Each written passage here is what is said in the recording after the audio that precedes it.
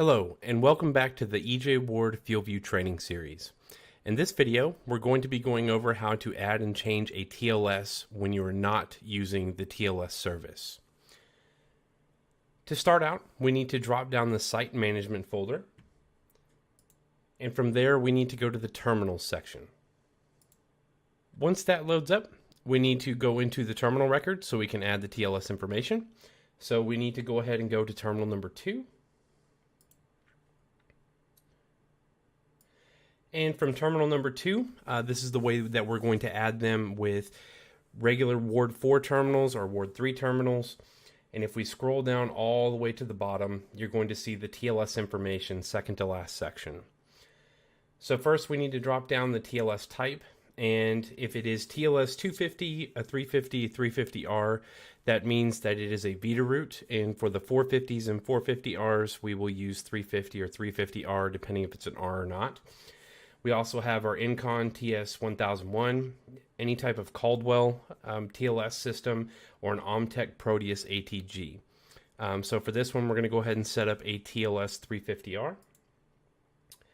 From here, all we need to do is the TLS unit number. The unit number needs to be the number of the terminal that is the highest terminal it's connected to. So for instance, if I have a TLS that's hooked up between two different terminals, and let's say it's terminal number 1 and terminal number 2, I want to hook it up to terminal number 2, and I want to make the TLS unit number 2.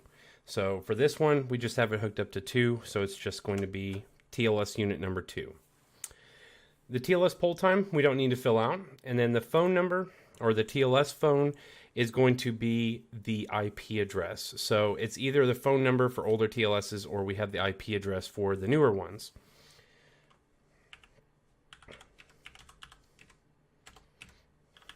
We're going to go ahead and put that TLS IP address in there. And then at the very bottom, we have a checkbox for dial TLS. What this means is when the terminals all pull in their nightly cycle, or however often you have it set up in your system, it's going to dial the TLS as well.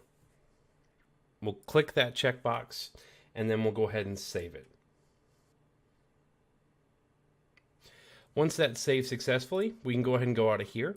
The next thing that we need to do is go to the tanks themselves. So we're going to go ahead and go to tanks. And we're going to look up the waste management site because that's what terminal 2 was on.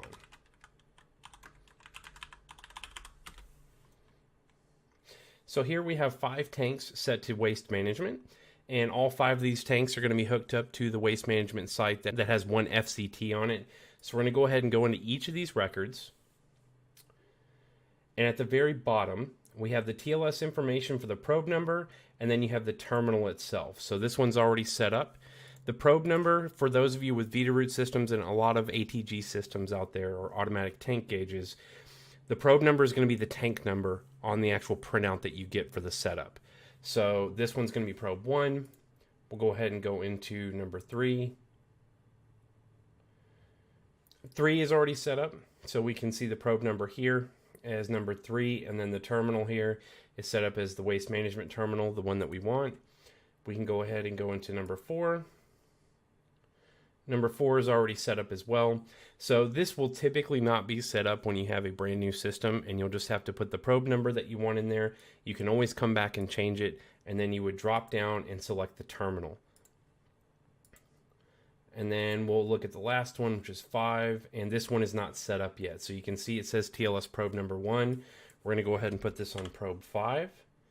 And then we're going to drop down the terminal, and our waste management terminal is number 2. So we'll go ahead and select number 2 and then click on save.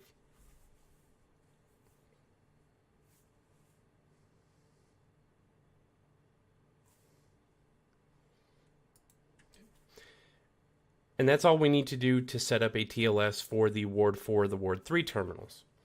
For an IoT terminal, we set it up a little differently. So we do have a TLS management section.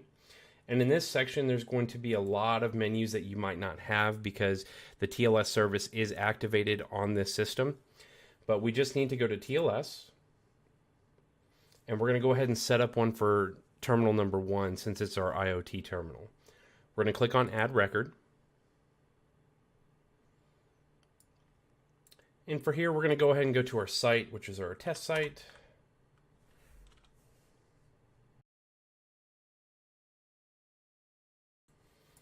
We have the terminal, which is going to be terminal number 1. We need to make sure that it's checked for active. Our TLS unit number is going to be number 1 because it is hooked to the terminal number 1. We drop down our TLS type just like we have in the terminal record. So we're going to put this one as a TLS 350. The code you can put in whatever you'd like, just like any of the other codes inside of the system. We don't need a baud rate for this one. For the host name, we're going to put in the IP address.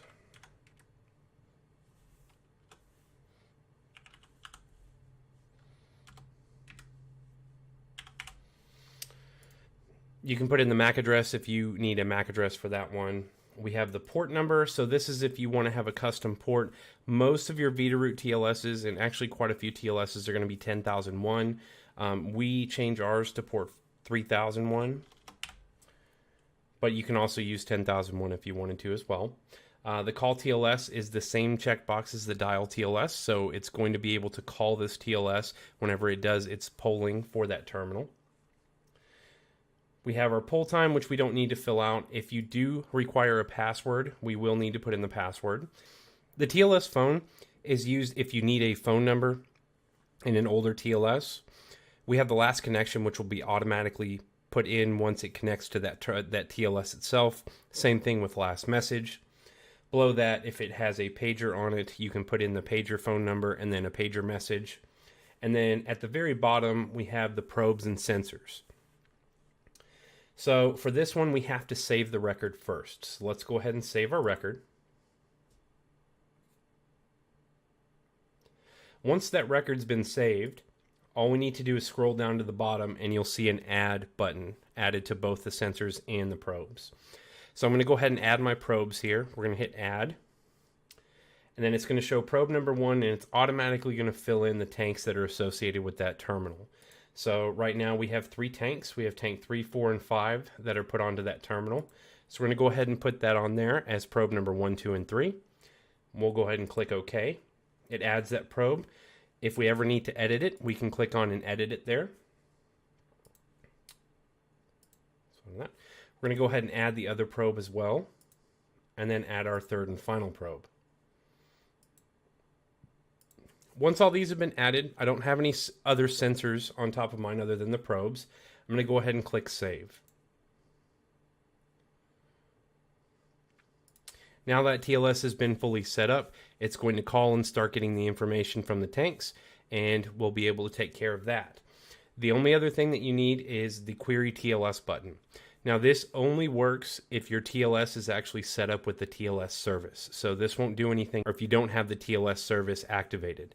And we'll be going over all the different things that you can do in a TLS service within another video. So this concludes setting up and getting your TLS ready inside of the FuelView system. Thank you very much for watching, and I hope to see you in the next one.